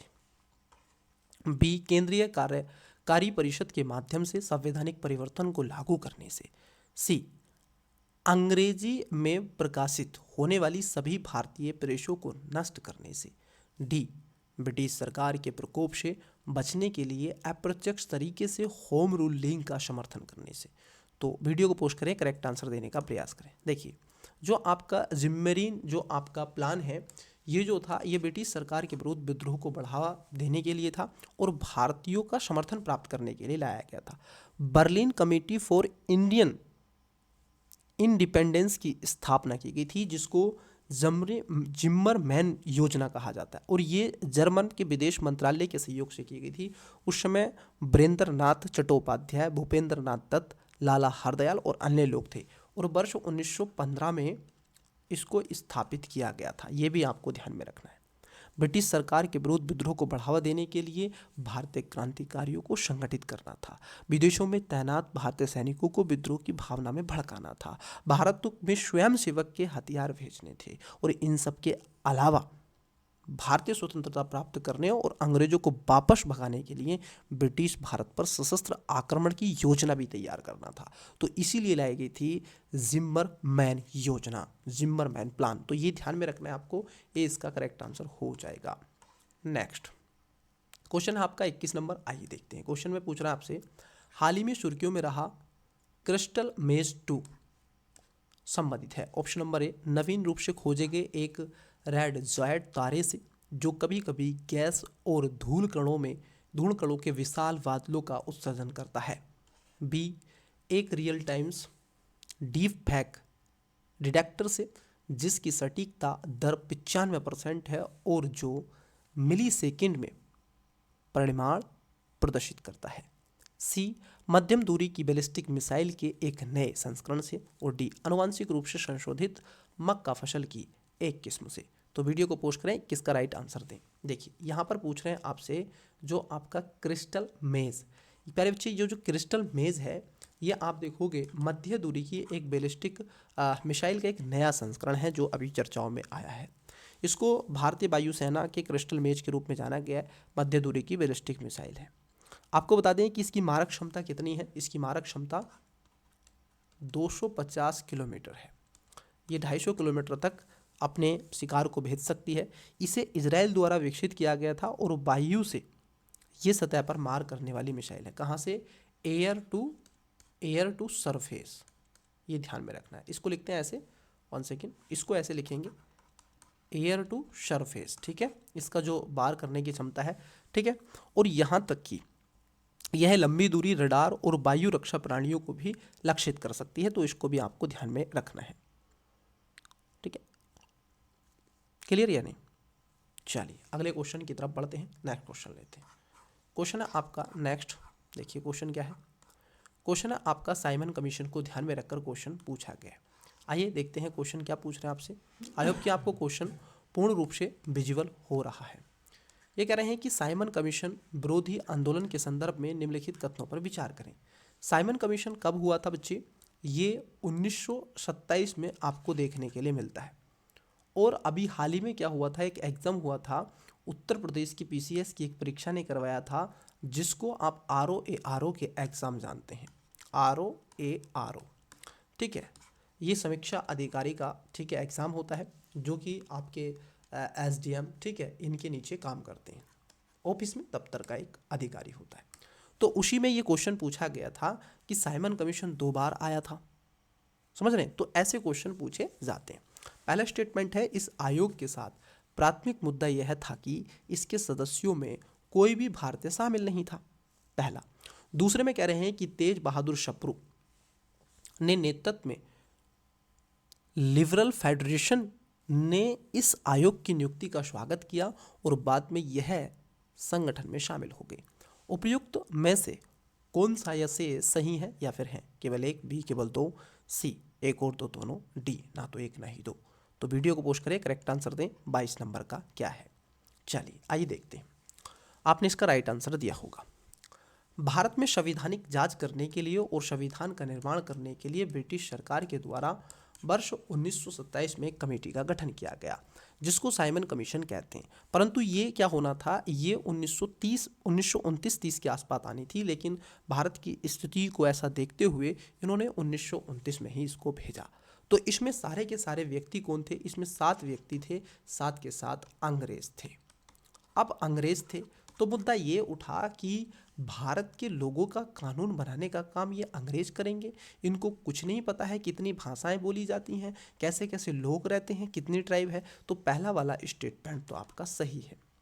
वही दूसरे स्टेटमेंट की बात कर ले, क्योंकि ये कह रहे हैं आपसे कि तेज बहादुर सप्रू के नेतृत्व में, ठीक है, जो फेडरेशन इस आयोग का, देखो इस आयोग की कई ने स्वागत किया, जैसे मुस्लिम लीग ने भी इसको अस्वीकृत किया, परंतु जो डॉक्टर अंबेडकर की पार्टी थी उसने इसका स्वागत किया। कई ऐसे संगठन थे जो इसका स्वागत कर रहे थे।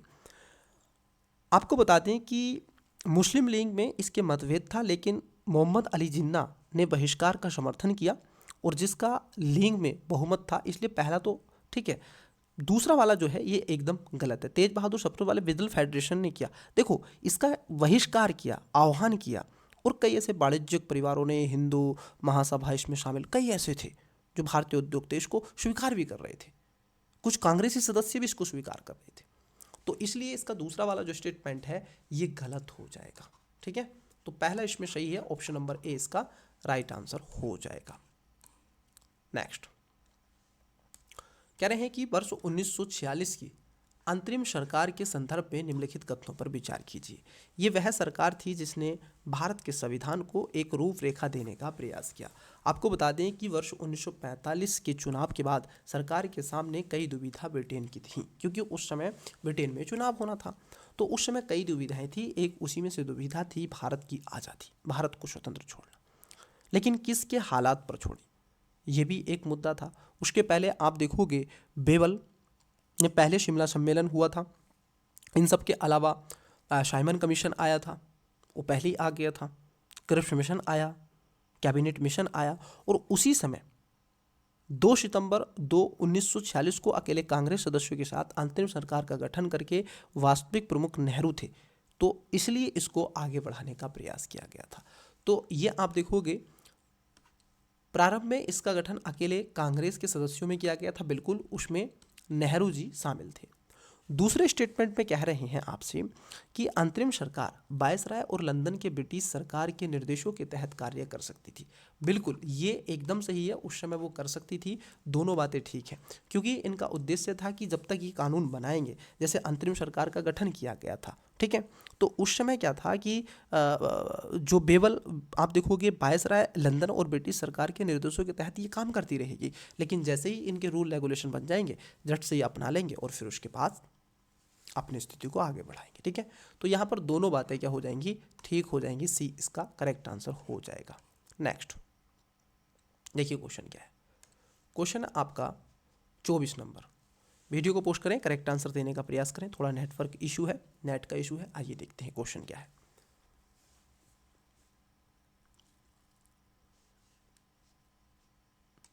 क्वेश्चन कह रहे हैं निम्नलिखित में से कौन सी भारतीय परिषद अधिनियम 1892 द्वारा शुरू की गई महत्वपूर्ण विशेषता थी।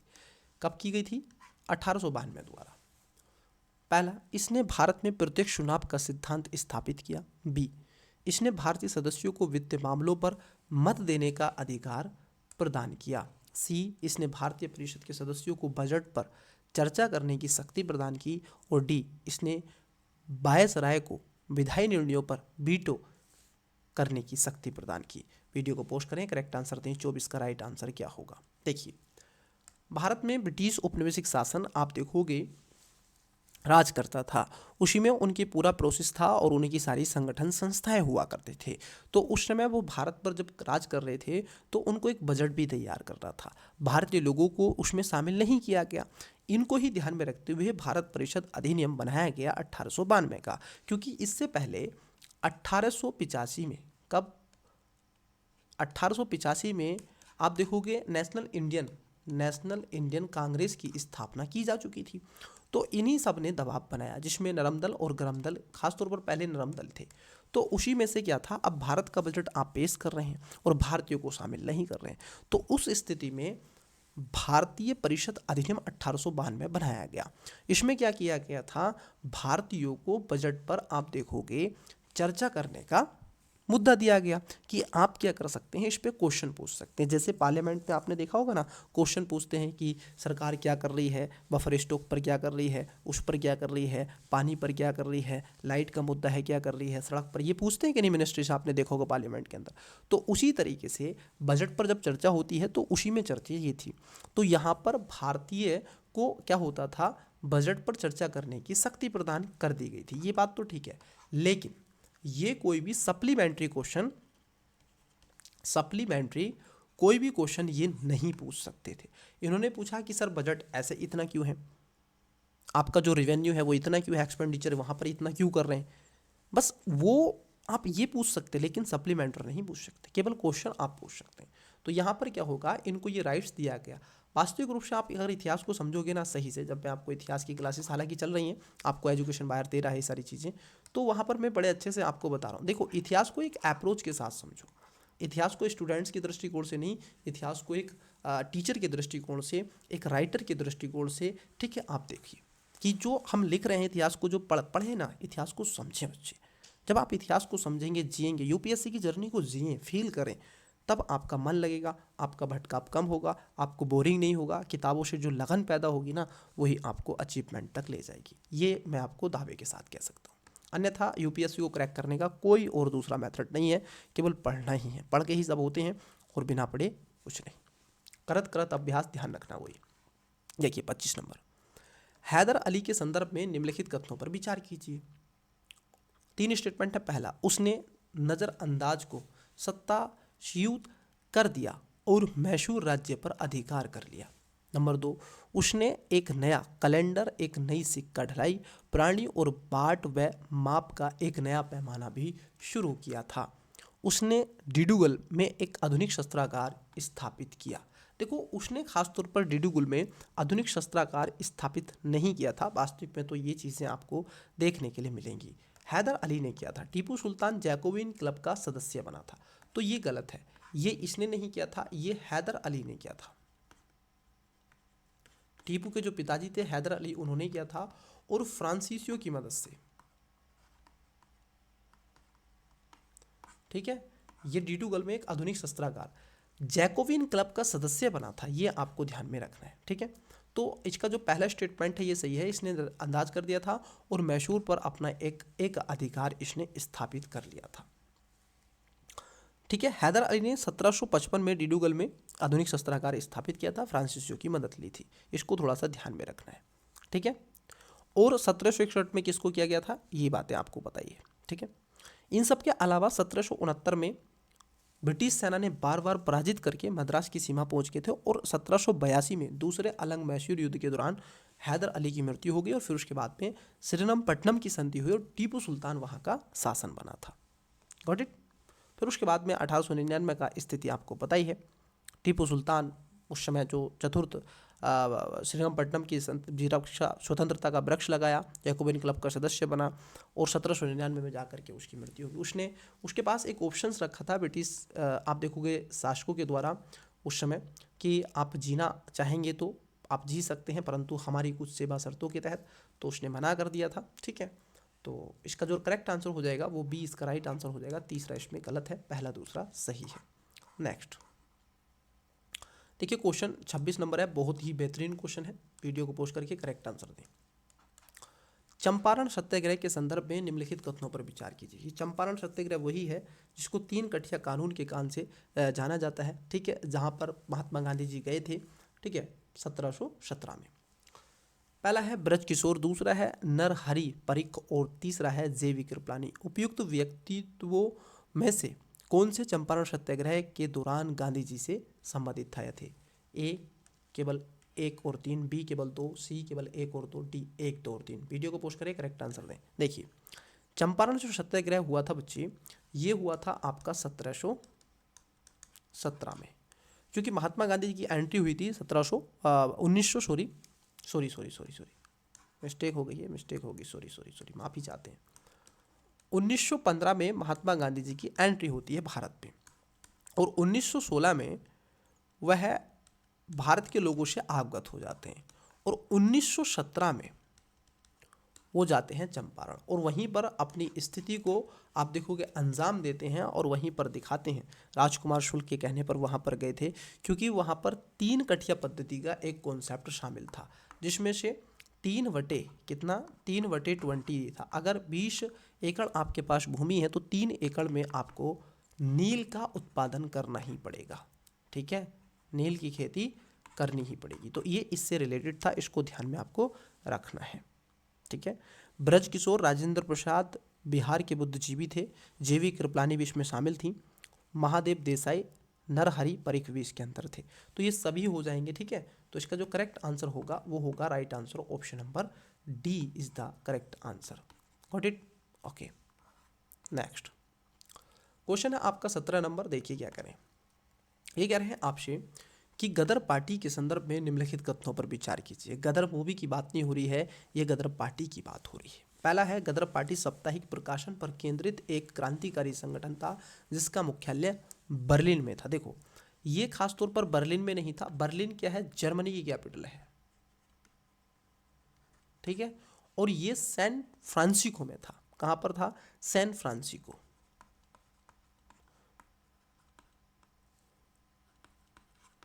San Francisco. और ये जो सैन फ्रांसिस्को है ये आपको मिलेगा अमेरिका में। वेस्टर्न एक भाग है अमेरिका का, इसको गोल्डन सिटी कहा जाता है वर्तमान में, ठीक है। कहां पर है? अमेरिका, ठीक है। तो इसको ध्यान में रखना। तो पहला वाला स्टेटमेंट गलत है। वहीं अगर दूसरे स्टेटमेंट की बात कर लें, दूसरे स्टेटमेंट कह रहा है आपसे कि गदर आंदोलन का दमन के लिए भारत रक्षा अधिनियम 1915 पारित किया गया। अब देखिए यहाँ पर जो भारत रक्षा अधिनियम 1915 था ये किया गया। खास तौर पर ये बात जो दूसरा स्टेटमेंट है ये सही है। गदर पार्टी आप देखोगे एक साप्ताहिक समाचार पत्र निकालती थी, ये बात एकदम सही है। लेकिन इसमें बेहदी जैसे लाला हरदयाल कई ऐसे लोग इसके अंदर शामिल थे। ध्यान में रखने वाली बात तो ये है, बैंकुर कनाडा, स्वदेशी सेवक सत्याग्रह, आप देखोगे सिएटल यूनाइटेड इंडिया हाउस की स्थापना भी की जा चुकी थी। और सन गदर दल की स्थापना 1913 में खास तौर पर भारत में हो चुकी थी, ठीक है। लाला हरदयाल आपने सुना ही होगा, रामचंद्र, भगवान सिंह, कतर सिंह, ये सब इसके अंतर्गत शामिल थे। और मार्च 1915 में आप देखोगे गदर आंदोलन दमन के लिए भारत सरकार ने उस समय रक्षा अधिनियम भी पारित कर दिया गया था, और इससे कई पर बड़े बड़े मुकदमे भी चलाए गए थे। तो यहाँ पर ये जो आपका दूसरा स्टेटमेंट है ये सही हो जाएगा। पहला जो स्टेटमेंट है वो कदापि सही नहीं है, मतलब कि गलत हो जाएगा। तो इसका जो राइट आंसर होगा वो क्या होगा? ऑप्शन नंबर आप देखोगे कितने कौन सा सही पूछा है, तो बी इसका राइट आंसर होगा, option number B. Got it? आइए नेक्स्ट क्वेश्चन की तरफ बढ़ते हैं। नेक्स्ट क्वेश्चन देखते हैं। क्वेश्चन है आपका 28 नंबर। क्वेश्चन को क्या कह रहे हैं? रैयतवाड़ी व्यवस्था के संदर्भ में निम्नलिखित कथनों पर विचार कीजिए। अब ये तो आपने पढ़ा ही है कि रैयतवाड़ी व्यवस्था क्या है और कैसे कब विकसित की गई थी, ठीक है। पहला है, इसे मुख्य स्थायी बंदोबस्त क्षेत्रों में जमींदारों को राजस्व की हानि के कारण लागू किया गया था। नंबर 2 कह रहे हैं कि रैयतवाड़ी व्यवस्था के तहत राजस्व दरें स्थायी रूप से निश्चित कर दी गई। 3, इसे सर्वप्रथम पंजाब क्षेत्र में लागू किया गया था। उपयुक्त में से कितने सही हैं? पेयर वाला क्वेश्चन है, केवल 1, बी केवल 2, सी सभी 3 और डी कोई नहीं। तो वीडियो को पोस्ट करें, करेक्ट आंसर दें। आइए एक एक करके बात करते हैं। देखिए पहला स्टेटमेंट है, इसे मुख्य स्थायी बंदोबस्त। देखिए इस तो क्षेत्र में जमींदारी नहीं, वहाँ पर नहीं था। जबकि आप रैयतवाड़ी व्यवस्था की बात कर लें तो ये खास तौर पर रैमजे मैकडोनाल्ड की अध्यक्षता में, इसको थॉमस मुनरो की अध्यक्षता में, खासतौर पर उस समय भारत के गवर्नर जनरल रखा करते थे, ठीक है, इसको आगे लाने का व्यवस्था की गई थी, ठीक है, रैमजे मैकडोनाल्ड। और 1820 में, ये ध्यान में रखना है, 1820 में मद्रास में, कहाँ पर, मद्रास में इसकी स्थापना की गई थी, साउथ में। तो पहला आपका गलत है। तो इसके साथ साथ मद्रास, मुंबई प्रेसिडेंसी, कुछ ऐसे इसके क्षेत्र बन गए और ये आगे चल के लगभग 20 से 30 वर्षों के बाद समय की दरों को उसको निर्धारित कर दिया गया और भूराजस्व की मांग में वृद्धि कर दी गई। जो दूसरा स्टेटमेंट है ये निश्चित नहीं है, ये लगातार परिवर्तित रहा। तो पहला गलत है, दूसरा गलत है। तीसरे स्टेटमेंट की बात कर ले तो तीसरा स्टेटमेंट भी इसमें कदापि सही नहीं है, क्योंकि सबसे पहले रैयतवाड़ी जो व्यवस्था थी ना, वो केवल पंजाब में बल्कि मद्रास और मुंबई के साथ असम के कुछ ऐसे कुर्ग प्रांतों में शुरू की गई थी। कहाँ पर थी? तो आप कहोगे मद्रास में थी, बॉम्बई में थी, बॉम्बे, मद्रास और असम, असम का एक क्षेत्र था कुर्ग, तो वहाँ पर थी, ठीक है, ना कि इन क्षेत्रों में। तो पहला, दूसरा, तीसरा आपका ये सभी क्या है, गलत हो जाएंगे। इस समय जो रैयत थे, आप देखोगे जमींदारों से बड़े जमींदार स्वयं क्या हो चुकी थी, कंपनी हो चुकी थी। गवर्नर को लगने लगा था मुनरो को कि राजस्व की दर कम हो रही है और यहाँ पर जो जमींदार हैं ये बहुत फल फूल रहे हैं, इसीलिए उसने यहाँ पर चीज़ें ला दी थी। तो पहला गलत है, दूसरा गलत है, तीसरा गलत है। इन सब के अलावा एक और बात ध्यान में रखनी है आपको कि इस दर के माध्यम से भारतीय जो किसान थे उनकी भूमि को बाजार योग्य, बिक्री योग्य बना दिया गया, ठीक है। तो यहाँ पर कोई भी इसमें सही नहीं है, मतलब कि डी इसका करेक्ट और राइट आंसर हो जाएगा। नेक्स्ट क्वेश्चन आपका 29। देखिए 29 क्वेश्चन की अगर हम बात कर ले, 29 क्वेश्चन क्या है पढ़िएगा। ब्रह्म समाज के बारे में आपसे क्वेश्चन पूछ रहे हैं। ये कह रहे हैं कि ब्रह्म समाज के संदर्भ में निम्नलिखित कथनों पर विचार कीजिए। पहला, इसने वेदों और उपनिषदों की शिक्षाओं को त्याग दिया और पूर्णतः पश्चिमी शिक्षाओं पर आश्रित हो गया। दूसरे में कह रहे हैं इसने धार्मिक रचनाओं की व्याख्या के लिए पुरोहित वर्ग की आवश्यकता को नकार दिया। तीसरे में कह रहे हैं कि इसने मूर्ति पूजा को आस्था के व्यावहारिक दृष्टिकोण के रूप में स्वीकार किया। वीडियो को पॉज करें, करेक्ट आंसर देने का प्रयास करें। कितने सही पूछा है आपसे? तो ऑप्शन नंबर ए केवल 1, बी केवल 2, सी सभी 3 और डी कोई नहीं।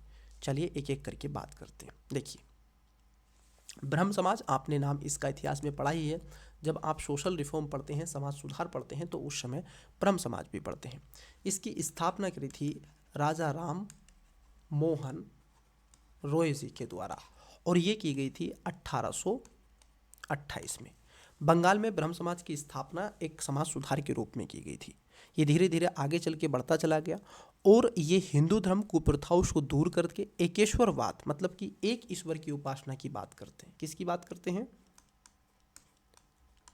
एक ईश्वरवाद की बात करते हैं। और ये थी बहुदेववाद के विपरीत एकेश्वरवाद को बढ़ावा देते हैं। वेदों और उपनिषदों की शिक्षाओं को आधार बनाकर आधुनिक पश्चिमी विचारों के सर्वोत्तम पहलुओं को शामिल करके हिंदू धर्म में सुधार का प्रयास करते हैं। तो ये ध्यान रखना, वेदों और उपनिषद को इन्होंने गलत नहीं बताया है, ये भी ध्यान में रखना। वेदों प्लस उपनिषद, ठीक है, इन्होंने गलत इसको नहीं बताया, इन्होंने इसको आधार बताया है और आधार के साथ में इन्होंने मॉडर्न एजुकेशन की भी बात करी है कि आप वेस्टर्न कल्चर और वेस्टर्न कहीं ना कहीं जो एजुकेशन सिस्टम है उसको भी आगे लाने का प्रयास करें। तो इसको भी थोड़ा सा ध्यान में आपको रखना है। तो जो पहला वाला स्टेटमेंट है वो आपका गलत हो जाएगा, ठीक है। पहला वाला स्टेटमेंट क्या है बच्चे, आपका गलत हो जाएगा। इन्होंने कहा है कि उपनिषदों की शिक्षाओं को त्याग दिया, नहीं, इन्होंने उपनिषद की शिक्षाओं को नहीं त्यागा बल्कि उसको भी इम्प्लीमेंटेशन करने का प्रयास किया। दूसरे में कह रहे हैं कि इसने धार्मिक संरचनाओं की व्याख्या के लिए पुरोहित वर्ग की आवश्यकता को नकारा। बिल्कुल, इन्होंने कहा कि भी देखो जो जाने सो ताने, मतलब कि अगर आप एक धर्म के बारे में, वेदों के बारे में अगर आप जानते हैं, ठीक है, तो आपको ये राइट होना चाहिए, आप उनके बारे में शिक्षा दे सकते हैं। तो पुरोहित वर्ग को इन्होंने नकार दिया था। तीसरे स्टेटमेंट की बात कर लें तो तीसरा स्टेटमेंट कह रहा है कि इसने मूर्ति पूजा को आस्था के व्यावहारिक दृष्टिकोण के रूप में स्वीकार किया। देखो इन्होंने खासतौर पर मैं आपको बता दूं, इन्होंने वास्तविक रूप से ब्रह्म समाज की मूल मूर्ति पूजा और अंधविश्वास प्रथाओं और अनुष्ठान के विरोधी थे। तो इन्होंने मूर्ति पूजा का विरोध किया, ये थोड़ा ध्यान में रखना है। क्या किया था? जो आपकी मूर्ति पूजा है, ठीक है, मूर्ति जो पूजा है इसका इन्होंने क्या किया था? विरोध किया था। ठीक है, ये नहीं चाहते थे जो अंधविश्वास है, जो प्रथा परंपराएं हैं, ठीक है, नकारात्मक, जिससे समाज के अंदर आप देखोगे जैसे सती प्रथा, बाल विवाह, कन्या भ्रूण हत्या, दास प्रथा, इन सब के विरोधी थे ये। भाई ये कौन सा तरीका है? ठीक है, इन सब के ये विरोधी थे। महिलाओं को आगे लाने का प्रयास इन्होंने भरपूर किया। ठीक है, एक ओपन माइंडसेट के आधुनिक वेदांतों में से एक थे और इनकी कई बुकें, किताबें आपने पढ़ी होंगी। ठीक है, जो आप इनको देखने का प्रयास भी करते हैं। तो यहाँ पर आप देखोगे इसका जो करेक्ट आंसर होगा अगर हम देखें तो यहाँ पर पहला गलत हो जाएगा, तीसरा गलत हो जाएगा, दूसरा सही है। तो कितने सही हैं? केवल एक इसमें सही है, ऑप्शन नंबर ए राइट आंसर हो जाएगा। प्यारे बच्चे, आज की क्लास का लास्ट क्वेश्चन है। आज की क्लास में हम 30 क्वेश्चन ही आपसे चर्चा के बिंदु बनाएंगे। देखिए क्वेश्चन क्या है, क्वेश्चन को अटेम्प्ट करें, वीडियो को पोस्ट करें। निम्नलिखित युग्मों पर विचार कीजिए। यहाँ पर नामक यात्रा विरोधी है और नेतृत्वकर्ता, जैसे पहले में देखे रखा है धरसाणा सरोजिनी नायडू, दूसरा है तंजौर समुद्र तट के कैप्पन और सी में है मालाबार सी राजगोपालाचारी। उपयुक्त युग्म में से कितने सुमेलित हैं? ऑप्शन नंबर ए केवल एक, बी केवल दो, सी सभी तीन और डी कोई नहीं। वीडियो को पोस्ट करें, करेक्ट आंसर देने का प्रयास करें, कमेंट्स में इसका आंसर आवश्यक रूप से बताएं। और प्यारे बच्चे, आपको क्लास कैसा लगा? ठीक है, आपको चीज़ें पूर्ण रूप से रिवाइज हुई हैं या नहीं, इसको भी क्या करेंगे आप कमेंट्स करेंगे। तो प्यारे बच्चे, आज की क्लास में इतना ही रहने देते हैं। मिलते हैं इसके नेक्स्ट पार्ट में, पार्ट नंबर 2 में। तब तक के लिए मॉडर्न हिस्ट्री का रिवाइज करते रहें, मन लगा के पढ़ते रहें। वीडियो को शेयर करें, चैनल को सब्सक्राइब करें और लाइक करना मत भूलें। मैं मिस्टर कुमार मिलता हूँ, मुझे दीजिए विदाई। Thank you, best of luck, bye.